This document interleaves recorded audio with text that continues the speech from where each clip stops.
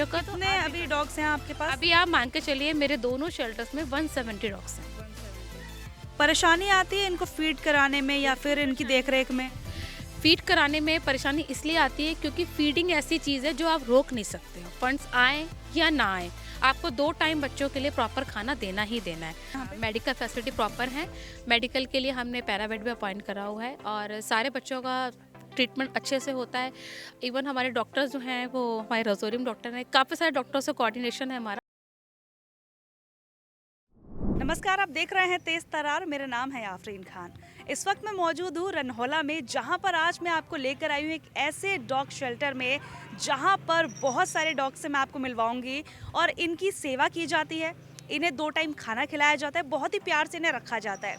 अब यहाँ के जो ओनर हैं हम उनसे बातचीत करेंगे, किस तरह से वो सारी चीज़ों को मैनेज करते हैं, किस तरह से ये जो डॉग्स है वो यहाँ पर रहते हैं, इनका दिनचर्या क्या है, तमाम डिटेल्स आपके साथ शेयर करेंगे। खबर को पूरा ज़रूर देखिएगा और शेयर ज़रूर कीजिएगा। क्या नाम है आपका? पारिशा भटनागर। अच्छा, ये बताएं इसकी शुरुआत आपने कैसे की थी? क्या थॉट रहा था जब आपने शुरू किया था? एक्चुअली मैंने कभी नहीं सोचा था कि मैं कोई शेल्टर वगैरह ऐसे बनाऊंगी। मुझे बचपन से ही था, मुझे मतलब एक तरह का शौक होता है ना, पहले वो था कि छोटे छोटे बच्चे ले आने, अपने घर में रख लेने हैं और उनको खिलाना है, प्यार करना है। लेकिन थोड़े टाइम बाद ना मुझे इनसे फिर से लगाव स्टार्ट हो गया। फिर मैंने पालने स्टार्ट कर दिया अपने घर के अंदर। जब मैंने पाला ना तब मुझे बिल्कुल भी, मैं आपको बताती हूँ, बिल्कुल आइडिया नहीं था कि इनमें इतनी प्रॉब्लम्स होती है। मुझे ऐसा लगता था कि खाना खिलाना ही शायद बहुत बड़ी चीज़ है और हम इनको ये करें। जैसे जैसे धीरे धीरे मैं बड़ी हुई ना तो इनकी प्रॉब्लम्स मेरे सामने आने लग गई।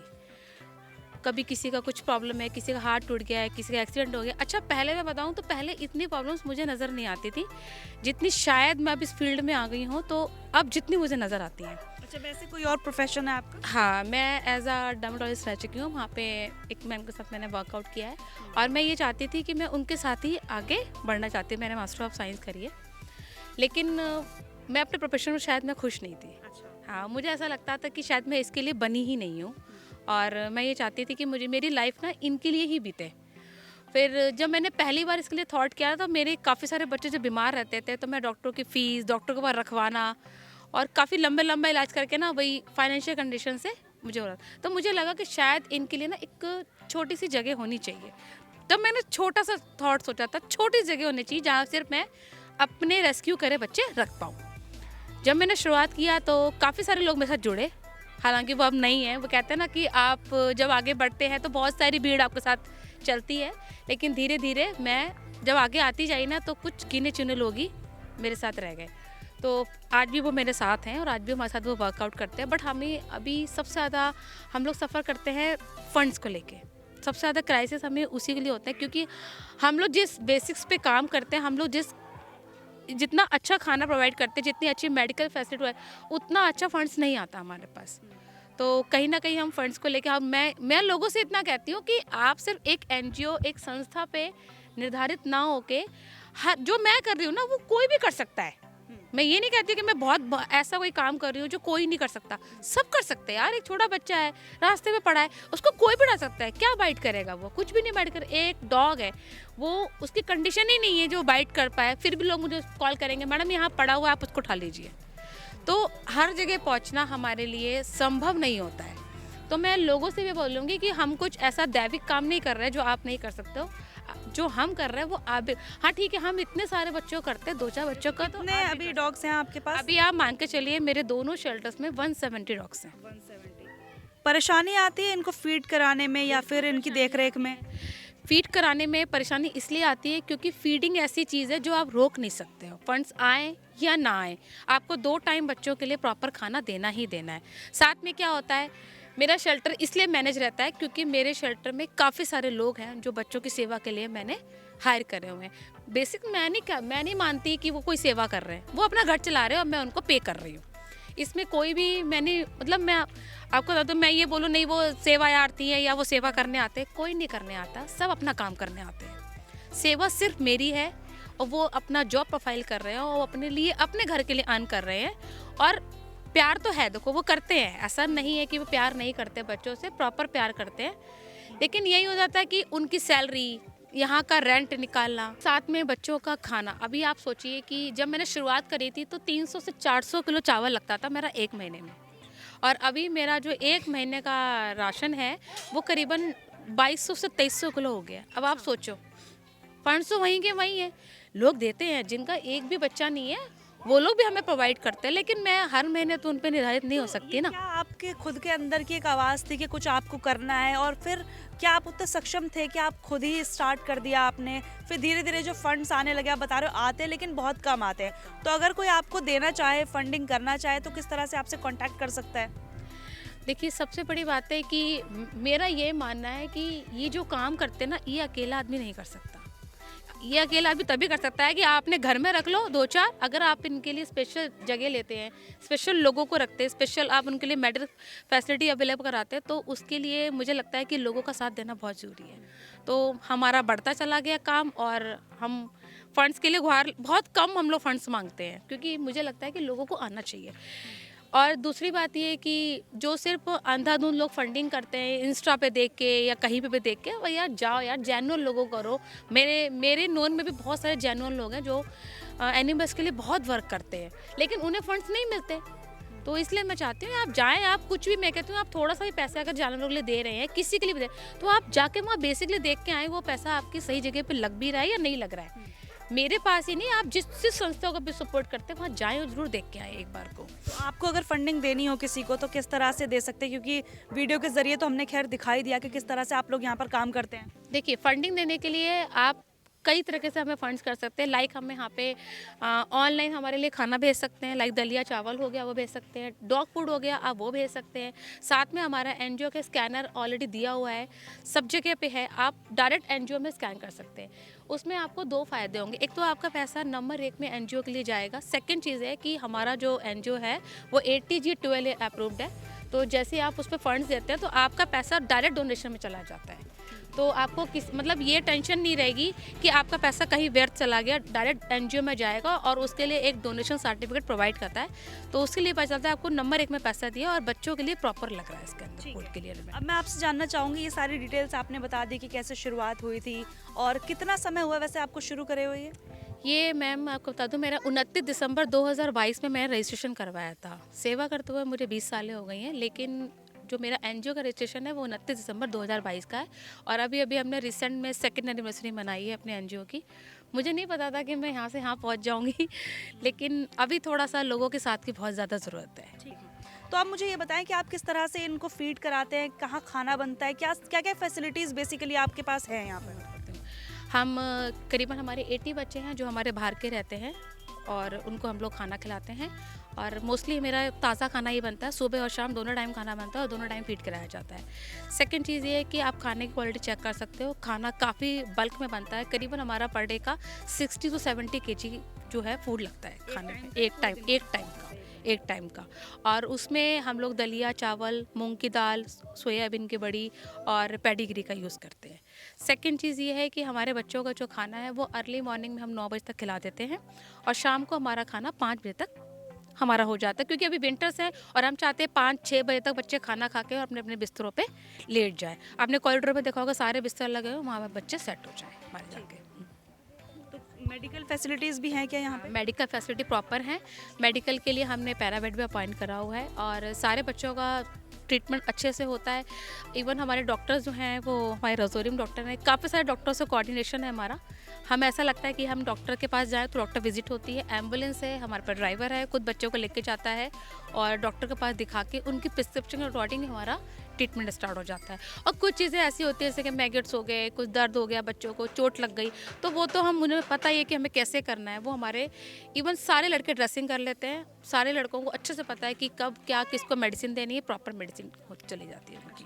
जैसे मान लीजिए कई बार ऐसा होता है, जैसे बहुत से लोग वीडियो देख रहे होंगे वो रिलेट कर पाएंगे, हमारे पास कई कॉल्स आई थी जब हमने आपकी पिछली वीडियो शूट की थी। तो जैसे मान लीजिए अगर हमें कोई नज़र आता है, कोई डॉग है जो बीमार है या फिर जिसे ज़रूरत है कि वो किसी एनजीओ में शिफ्ट किया जाए या कोई से इलाज मिल सके, तो क्या आपसे कांटेक्ट किया जा सकता है ऐसी सिचुएशन में? बिल्कुल, हमारा लास्ट टाइम में जब वीडियो रिकमेंड की थी, उन्होंने रिकॉर्ड की थी, तो उसमें भी हमारा हेल्पलाइन नंबर शो किया गया था। अभी भी हमारे 2 हेल्पलाइन नंबर और बढ़ गए हैं, मैं आपको प्रेजेंट कर दूंगी, आप ताकि डाल सकते हैं। हम ये खुद चाहते हैं कि ज़्यादा से ज़्यादा लोगों के पास वीडियो पहुँचे और ज़्यादा से ज़्यादा लोग इन जानवरों के लिए कुछ सेवा पाएँ। बट मैं इतना कहना चाहती हूँ कि आप काफ़ी काफ़ी दूर से हमें बुलाते हैं, एम्बुलेंस सर्विस मांगते हैं, एटलीस्ट कुछ तो आप हमें हेल्प कर सकते हैं ना। सारी जगह पहुंचना, सारी जगह जाना पॉसिबल नहीं है किसी बंदे के लिए भी। सेकंड चीज़ ये होती है कि आप वहाँ से भी एम्बुलेंस से भेज रहे हैं या आप वहाँ पे भी आ रहे हो, तो किराया भाड़ा तो अपना लगाते हैं ना। तो आप एनजीओ के संपर्क में आइए ताकि एनजीओ अपनी एम्बुलेंस भेज पाए, ताकि आप कुछ एम्बुलेंस के ज़रिए ही एनजीओ को हेल्प कर सकें। हम तो सिर्फ इतना कहते हैं, आप बाहर भी पैसे दे ही रहे हैं ना, तो थोड़ा एनजीओ को दीजिए, ताकि क्योंकि एनजीओ कोई एक बंदे का या एक कोई भी नहीं चला सकता। ये संस्था ऐसी है जिनमें सब लोग जुड़ के काम कर सकते हैं। आप हमें पुराने गद्दे, पुराने कंबल, पुराने बर्तन और मतलब जो भी आपके वेस्ट आइटम्स है, आपको लगता है ये चीज़ बेकार है, आप किसी भी एनजीओ संपर्क करें, उससे पूछे आपको नीड है तो ठीक है, आप दे दीजिए उनको। हम लोग लेते हैं, बहुत सारे सामान लेते हैं और हमारे बहुत काम भी लोग मदद कर सकते हैं, आप वो मदद मतलब कर दीजिए। देखिए, मदद का कोई एक रूपरेखा नहीं होता।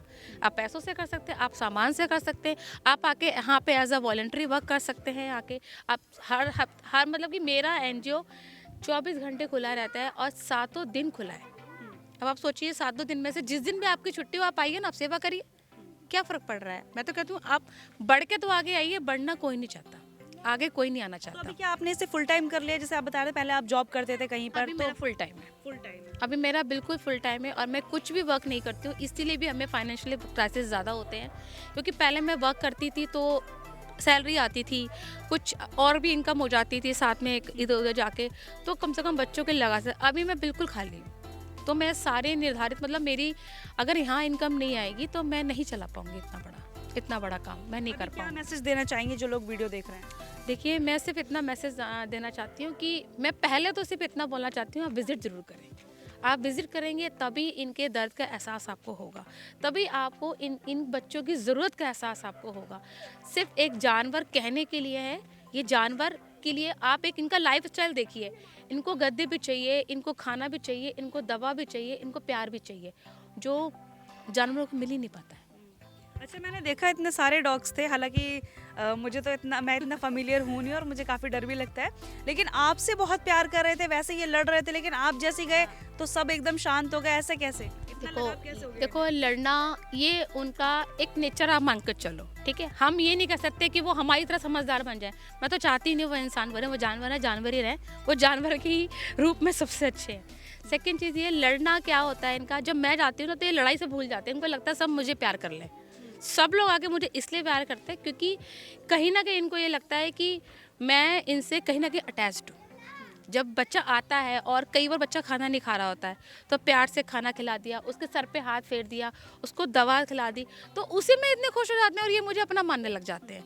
ये कोई भी कर सकता है। अच्छा, कई बार ऐसा होता है लोग प्यार करना चाहते हैं, ऐसा नहीं है कि सबको पसंद नहीं है, लेकिन कई बार ये डर होता है कि अगर किसी कुत्ते ने काट लिया, स्ट्रीट डॉग ने काट लिया तो रेबीज हो जाए, कुछ ऐसी बीमारी हो जाए, तो क्या इन्हें प्रॉपर इंजेक्शन लगे और क्या ऐसा सेफ रहता है? क्योंकि आप इतने सारे कुत्तों के साथ रहती है, डॉग्स के साथ रहती है, इनका नेचर का कुछ पता नहीं होता, जैसा आपने कहा जानवर है और कुछ नहीं पता कब कैसे रिएक्ट कर जाए। बिल्कुल, देखिए, ये बिल्कुल फैक्ट है कि आप किसी भी नए जानवर को छूने से पहले आप उसका ये जान लें कि वो आपको आपके साथ वो सेटिस्फाइड है, आपके साथ वो फैमिलियर है, आपके साथ वो उसको ठीक कंफर्ट फील हो रहा है या नहीं हो रहा। आप एक बच्चा बैठा है, आप डायरेक्ट जाके उसके सर पे हाथ फेर देंगे तो हो सकता है वो आपसे डर जाए और डर के वजह से आपको वो काट ले। उसका कोई इंटेंशन नहीं था आपको काटने का, लेकिन वो अपने सेफ्टी पर्पस को देख के वो काटता है आपको।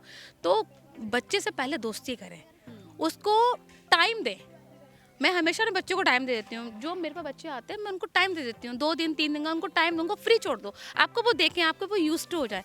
जब वो आपके यूज्ड हो जाते हैं ना तो वो आपको कभी कुछ नहीं कहेंगे। अच्छा, मुझे एक बात बताइए, यहाँ पर इतने सारे डॉग्स हैं, मतलब उनके बीच में ये एक बिल्ला यहाँ पे कैसे रह रहा है ये? अच्छा, पहले तो नहीं कुछ नहीं कहेगा। गब्बर का मैं मतलब उसका नाम गब्बर है। हाँ, ये करीबन 2 से 3 साल का होगा।